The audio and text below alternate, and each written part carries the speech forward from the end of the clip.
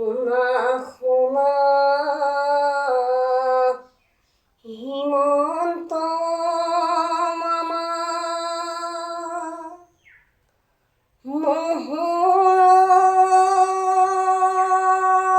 বচন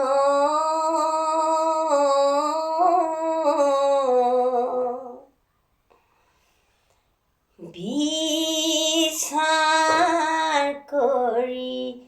দিয়া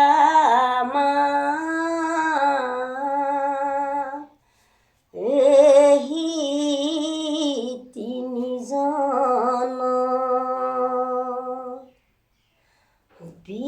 বিচাৰ কৰি দিয়া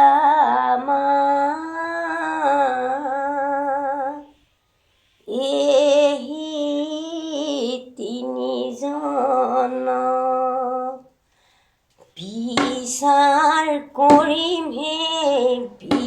বিচাৰ কৰিম হে